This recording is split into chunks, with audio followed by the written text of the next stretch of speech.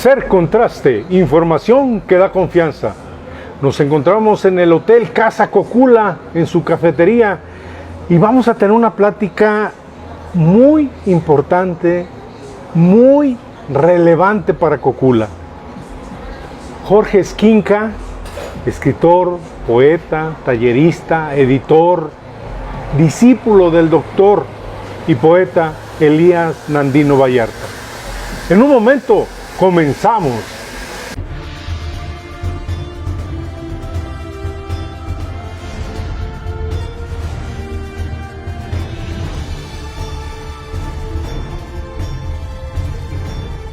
Ser Contraste, información que da confianza. Raúl Nuño Marín y José Antonio Ruiz, de nueva cuenta con ustedes desde la tierra del mariachi, Cocula, Jalisco, pueblo mágico. Vamos a platicar con Jorge Esquinca. Buenas noches, Jorge, ¿cómo estás? Buenas noches, Antonio. Bien, contento de estar en Cocula. Poeta, escritor, tallerista, editor, una gama que tiene de facetas el señor. La verdad, yo me siento congratulado, feliz de recibirlo en la tierra del mariachi, tener esta visita tan importante. Platícanos, Jorge, ¿quién es Jorge Esquinca? Bueno, en parte algo de lo que tú dices, ¿no? Que lo que representa son las actividades que he desarrollado a lo largo de mi vida y que son también la manera en que los escritores nos ganamos el sustento, ¿no? Claro. O sea, es sabido que en México los escritores no vivimos de lo que escribimos, ¿no? Es muy raro el caso de que un escritor en México pueda decir que vive exclusivamente de su trabajo literario. Y entonces tenemos que desarrollar muchas otras habilidades y oficios semejantes, paralelos a los de la escritura propiamente dicha. Entonces, bueno, he sido, sí, editor de suplementos literarios, de revistas literarias, de editoriales dedicadas al trabajo de difundir la literatura en general y de manera mucho más especializada la poesía. He sido también tallerista, de hecho estoy aquí en Cocula porque vine a impartir un taller para las personas interesadas en leer y en escribir poemas. Y eso ha sido también una actividad que me ha dado muchas satisfacciones, que me ha hecho también replantearme el oficio del escritor y la forma en que podemos enseñar la literatura también. ¿Cómo nace el amor hacia la literatura, hacia el escribir poemas? ¿Cómo nació en ti? Bueno, mi caso no es el único, porque lo he platicado con otros amigos escritores, que antes de serlo fuimos lectores y no dejamos de ser lectores, sobre todo. Yo fui un niño que leía mucho, un niño que leía cómics. En nuestra época les llamábamos cuentos, ¿no? Me compras un cuento, entonces era una pequeña revista y leía todos los cuentos que caían en mis manos, ¿no? Memín, Pinguín, Calimán, Superman, el Hombre Araña, Batman, la Pequeña Lulú y una gran abanico de lecturas de ese tipo. Pero también fui un niño que, además de este tipo de lectura, leía libros. ¿Sí? Y leía libros gracias a mi abuelo, que era médico y era un gran lector, y un buen día me regaló un ejemplar de una maravillosa saga de novelas de piratas que escribió un enorme escritor italiano que se llamaba Emilio Salgari. Y a partir de esa primera lectura yo le solicité más libros y él tenía una colección enorme de toda la saga de Sandokan y los piratas de la Malasia, y por ahí empecé a enamorarme de la lectura y a querer saber más, a querer leer más, y entonces continué explorando la pequeña biblioteca que tenía mi padre, que era un hombre que leía también mucho, y prácticamente devoré los libros que había en esa biblioteca para niños, ¿no? Que eran libros de aventuras principalmente, Robinson Crusoe, La Isla del Tesoro, Las Aventuras de Tom Sawyer, una nómina muy extensa. Pero oye, en la niñez, adolescencia, entonces, ¿tu diversión eran los libros o a qué jugabas?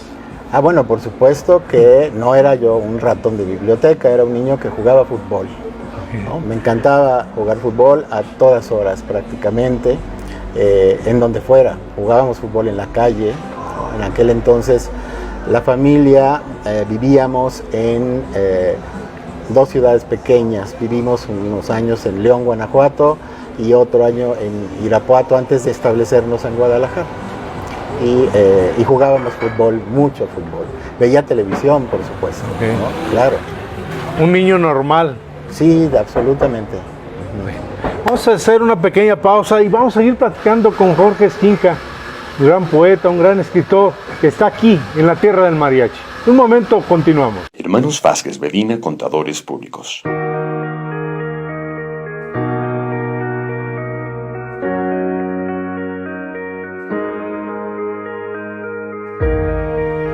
Te ofrece servicios de contabilidad integral, asesoría fiscal y nóminas. Contamos con alrededor de 100 profesionistas especializados en diferentes áreas, con reconocimiento y debidamente capacitados.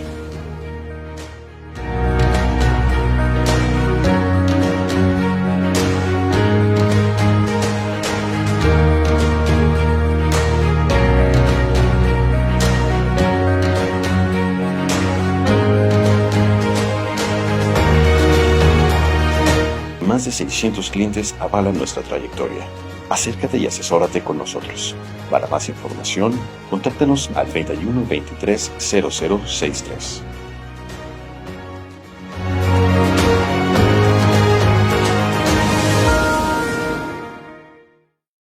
Seguimos platicando con Jorge Esquinca, gran poeta, gran escritor. ¿Cuándo inicia tu carrera profesional ya identificado como escritor? ¿Qué dices? Me voy a dedicar a esto. Mira, yo comencé por estudiar la carrera de Ciencias de la Comunicación.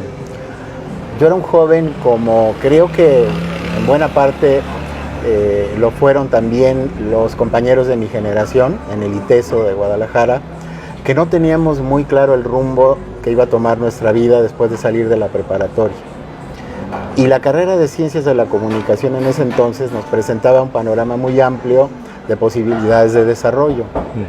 Entre otras, estar dentro de otras disciplinas que a mí me gustaban mucho, como el cine, por ejemplo, como la filosofía, como la fotografía, y en la convivencia con los compañeros, con los maestros estupendos que tuve durante mis años de universitario. Y tuve estupendos maestros en la universidad, y uno de ellos, el padre jesuita Javier Gómez Robledo, se dio cuenta de que yo tenía una muy particular afinidad con la expresión literaria, y él contribuyó en mucho a orientarme en las lecturas, que fueron para mí importantísimas en esos años. Y poco a poco fui descubriendo que había probablemente para mí un camino dentro de la poesía. Al terminar la carrera, dio también la casualidad de que el doctor Elías Nandino abría un nuevo taller en la Casa de la Cultura de Guadalajara. Y a sugerencia de mi maestro fui a platicar con él e inmediatamente me incorporé a su taller. Me recibió con enorme gentileza, con una gran generosidad, con una calidez humana absolutamente singular, y me hizo sentir que ese era mi lugar. Y entonces empecé a leer mucho más. Él tenía una biblioteca estupenda, sobre todo de temas relacionados con la poesía, tanto desde el punto de vista de la escritura, de leer a poetas de muy distintas nacionalidades, de muy distintas lenguas, y también de leer a quienes han escrito sobre la poesía. Y eso me fue mi segunda universidad, vamos a decirlo así, la cercanía con su biblioteca y por supuesto el trato directo, muy cercano, muy familiar con Elías Nandino, que fue quien orientó mis primeros trabajos e incluso facilitó la publicación de mi primer libro también. Ahora, ese primer libro, cuando ya lo tienes en la mano, después de haberlo fraguado durante, pues no sé, meses, o podría ser hasta años, ¿qué pensaste? Cuando lo veías, ¿qué te imaginabas? ¿Cuál fue tu sentimiento? Se siente un gran orgullo, por supuesto, que es algo que no deja de suceder. Es decir, he publicado una bibliografía más bien numerosa, pero cada libro para mí es como si fuera la primera vez que publico algo. Pero ese primer libro tuvo el especial encanto de que lo hicimos en Guadalajara, en una editorial independiente que formamos varios amigos y yo, y que contó desde el principio con el apoyo del doctor Nandino. ¿Cómo nos apoyó? Entregándonos un grupo de poemas suyos que a él le fascinaban. Es un libro que se llama Conversación con el mar. Son una serie de sonetos que él había reescrito después de muchos años de haberlos publicado, y nos los entregó realmente como una nueva creación. Y entonces ese fue el primer libro de la editorial que nos abrió las puertas hacia los lectores. Claro. Y entonces empezamos a publicar otros libros, entre los cuales apareció mi primer libro que se llama La noche en blanco, y se publicó en el año de 1983. O sea que es un libro que está cumpliendo este año 40 años. 40 años, exactamente. ¿Puedes recordar algunas líneas de ese libro? No te puedo decir el primer poema del libro, que dice: es de madrugada, la lluvia insiste sobre la ciudad con su danza sigilosa. Clarea, tú duermes y las nubes, lejos de tu sueño, se dispersan. No despiertes aún, yo he pasado por ti la noche en blanco. ¡Qué delicia, señores! Jorge, vamos a hacer una pequeña pausa y vamos a seguir platicando con él. En un momento continuamos.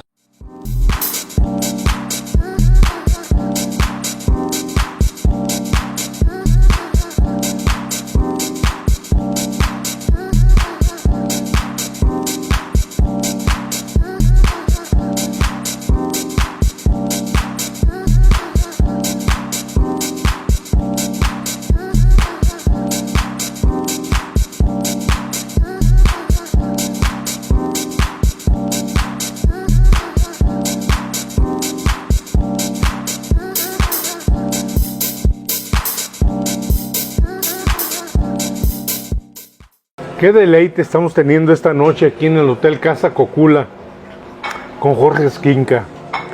Nos ha platicado de su primer libro, pero él tiene infinidad de títulos ya creados. ¿Cuál fue tu último libro que has editado? Bueno, mi libro más reciente lo acaba de publicar en coedición la Secretaría de Cultura de Jalisco, con una de las editoriales independientes más notables por su trayectoria, por su catálogo de nuestro país, que se llama Bonobos. Y es una editorial que publica únicamente libros de poemas y de ensayos. Y mi libro es un libro híbrido, que es una combinación de distintos géneros literarios, entre ellos, por supuesto, la poesía, el ensayo, la crónica de viajes, la traducción, y gira en torno a la vida y la obra del poeta francés Arthur Rimbaud. Es un libro que está construido a la manera de un diccionario. El libro se llama Rimbaud de la A hasta la Z, y cada una de las letras del diccionario va siendo el detonador de un tema a tratar, a descubrir, a reinventar de la vida y la obra de este importantísimo poeta francés. Ahora, en tus inicios, al ser tu maestro Elian Nandino, ¿Cuál fue la influencia que tienes en tu estilo y forma de escribir de Elian Nandino hacia tus obras? Mira, lo que te voy a decir precisamente habla de la gran enseñanza de un maestro, que es no influenciarte. No tengo influencia de la poesía de Elian Nandino, porque él se encargó de que sus alumnos no siguiéramos su camino, sino que siguiéramos el nuestro. Que hicieran su propio camino. Que seguir, que hiciéramos nuestro propio camino. Por supuesto que lo he leído muchísimo. He escrito sobre su obra, he hecho antologías, ¿no? Y he dado muchas entrevistas en torno al doctor Nandino, a la importancia de su taller, a su legado como promotor cultural, como poeta, como impulsor de nuevas generaciones también. Y si en algo puedo decir que creo que él vería con cierto orgullo, es precisamente el que al leerme, ¿no? Si él estuviera presente y leyera mis libros, se daría cuenta que sí, que he seguido mi camino, que no, él no influyó de manera directa en lo que escribo, pero sí en mi manera de apreciar la poesía, de ver el mundo a través de los ojos del poeta. ¿Qué nos puedes platicar del doctor Elian Nandino sobre su obra? La importancia que tiene no solamente a nivel estatal, sino a nivel México. Bueno, la obra de Nandino ha sido, creo que bastante difundida, sobre todo durante los últimos años de su vida y también unos años después.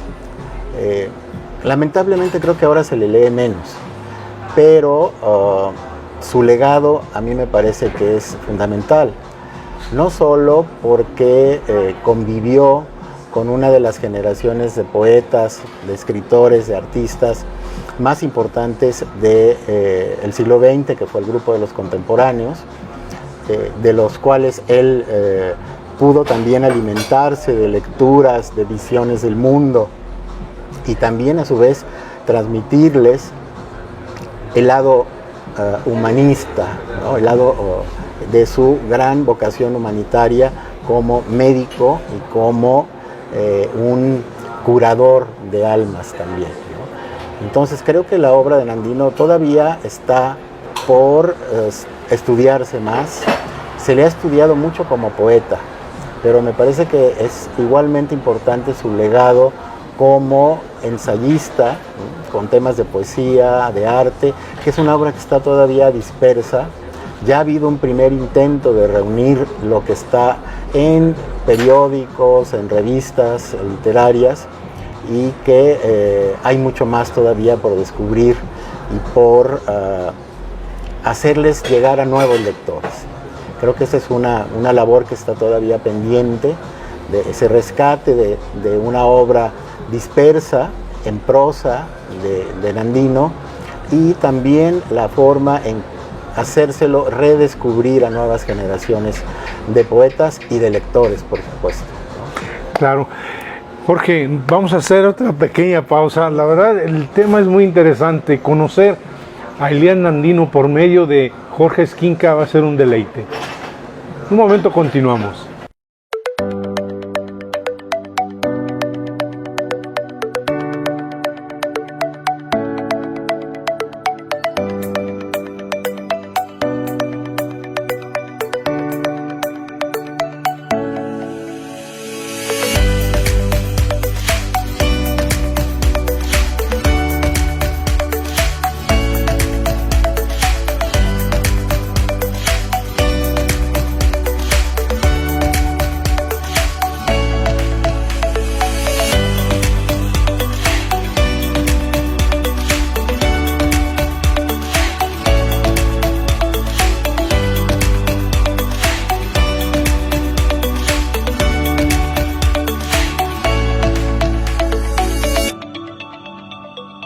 Continuamos esta buena plática, deleitándonos con Jorge Esquinca. ¿Cómo convivió con el doctor Elian Nandino? ¿Cómo era el trato contigo? ¿Cómo era el trato con los demás alumnos? ¿Cómo era como persona? ¿Cómo lo podemos conocer a través de tus vivencias? Pues mira,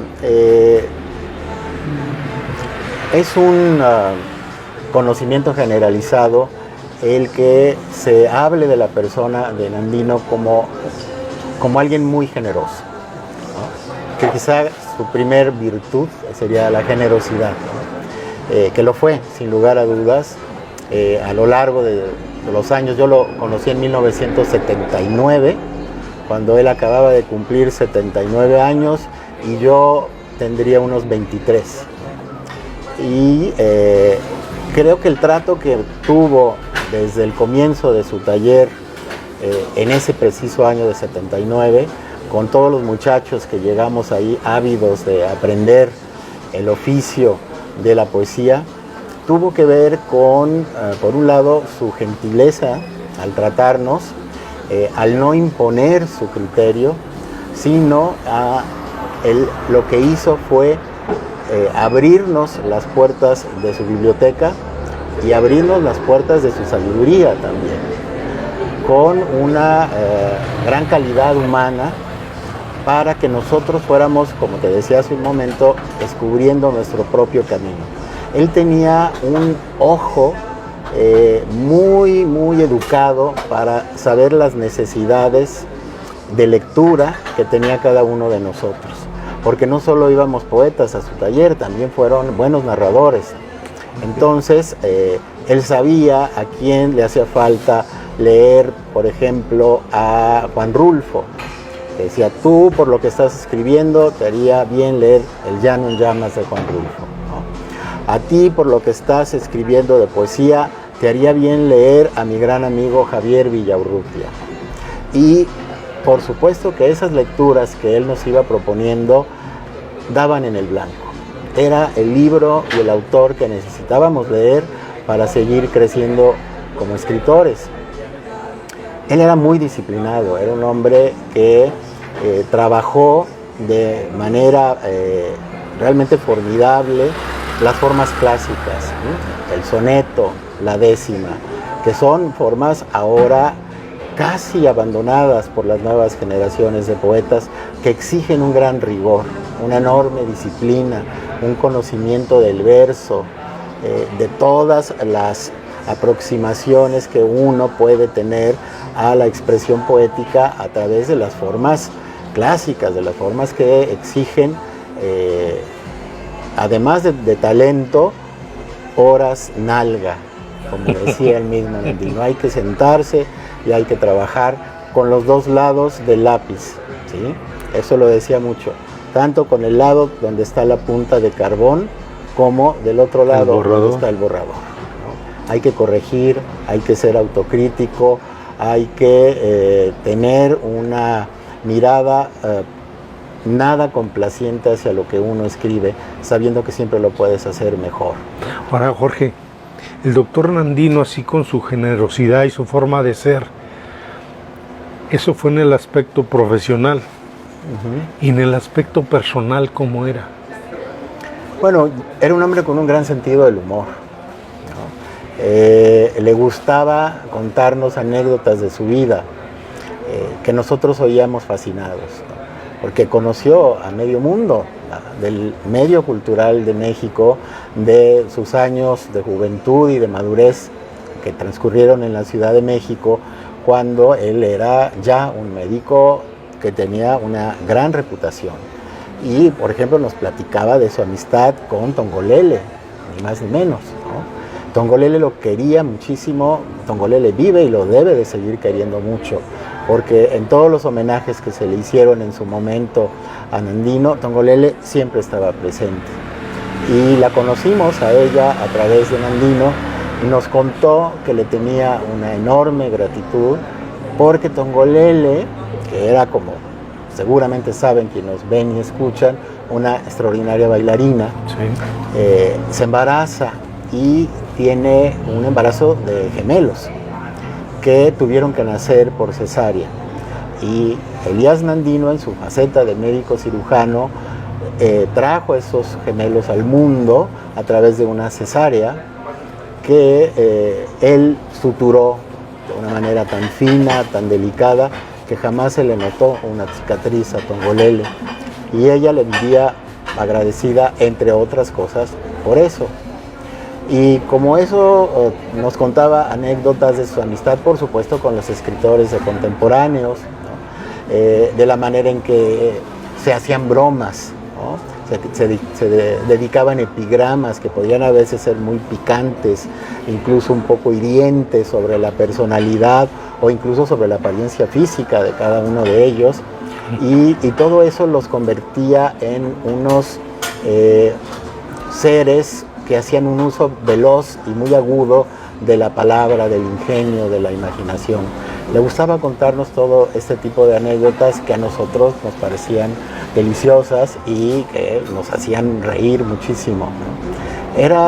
Pronto nos sentimos muy en confianza con él, ¿no? Hubo una amistad real, ¿no? Entre un hombre ya muy mayor, como era él, pero que podía convivir con muchachos sin que nosotros sintiéramos que estábamos hablando con una persona mucho mayor que nosotros.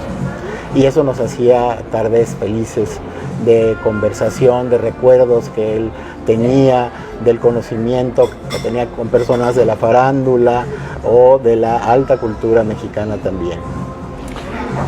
Señores, qué belleza, qué plática tan tremenda. La verdad no tengo palabras. Vamos a hacer un pequeño corte y regresamos.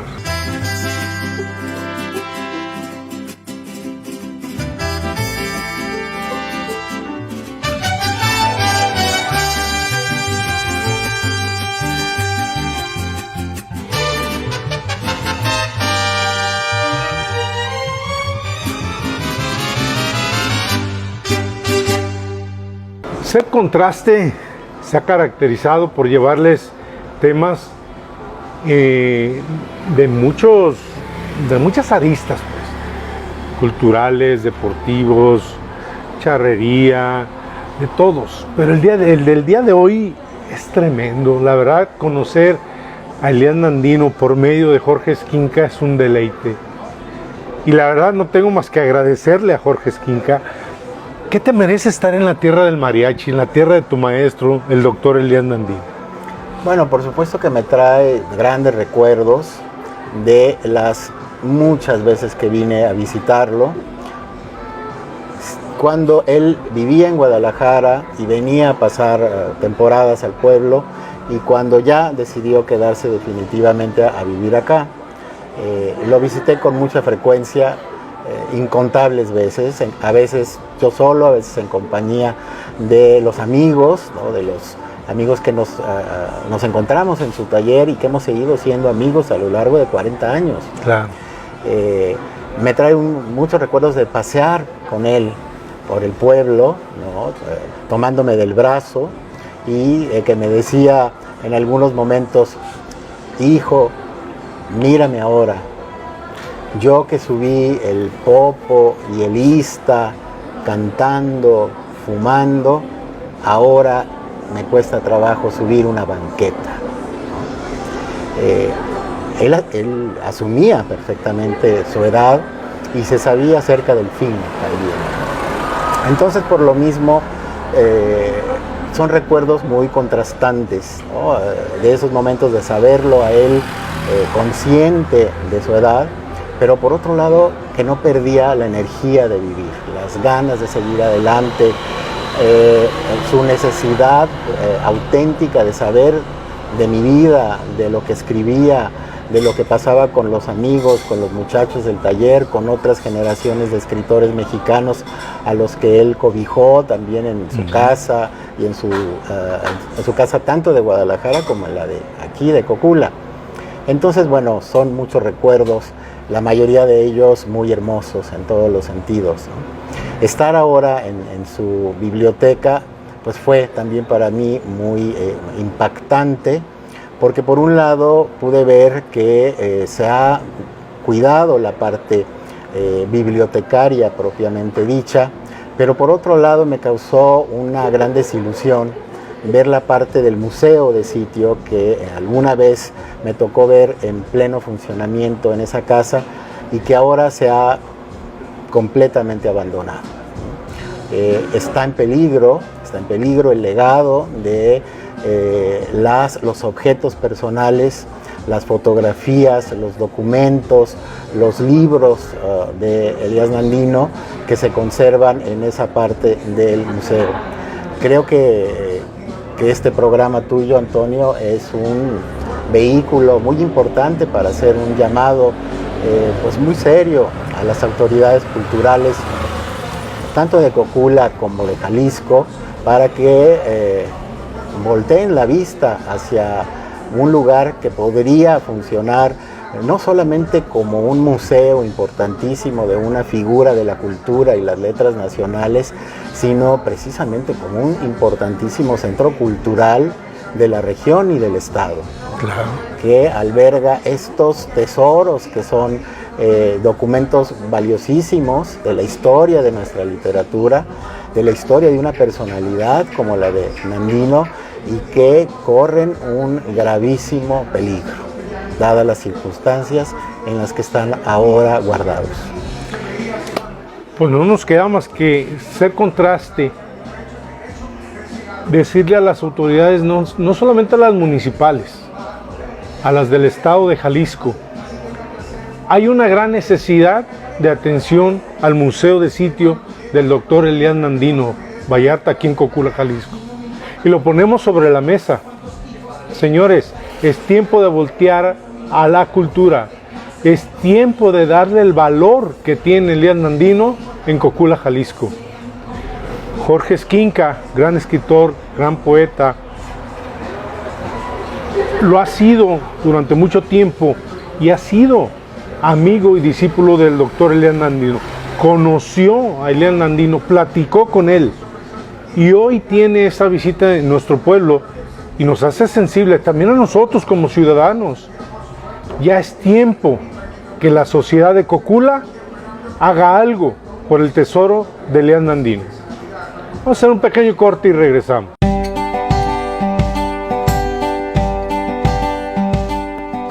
Hola, soy Francisco Rodríguez Vázquez y quiero preguntarte, ¿a ti ya te llegó una invitación por parte del SAT a cumplir con tus obligaciones fiscales? Si es así, o se te fue la sangre a los pies, no te preocupes. Parte de la función de un contador es ayudarte a prevenir este tipo de situaciones. ¿Cómo? Teniendo todas tus operaciones bien sustentadas. Más allá de eso, también es planificar con tu empresa. ¿Qué quiere decir esto? Que pagues los menos impuestos posibles. Esto no quiere decir que no pagues impuestos, más bien que los pagues de acuerdo a la ley. Muchas veces pasa que por no tener un contador público, asesorado y actualizado, pagas más impuestos de lo que realmente es. Y precisamente el trabajo de un contador es apoyarte con eso, a que tú estés tranquilo y pagues realmente lo que es.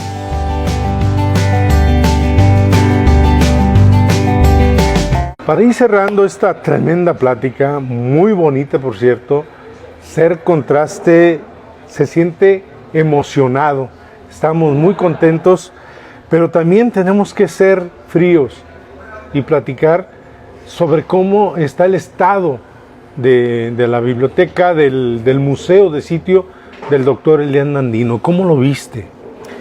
Bueno, te comentaba que para mí fue pues una desilusión, porque yo esperaba encontrarme por lo menos el museo de sitio como lo vi hace años, en que si bien no era una museografía con todos los avances tecnológicos a los que se puede acceder hoy en día, estaba en perfectas condiciones.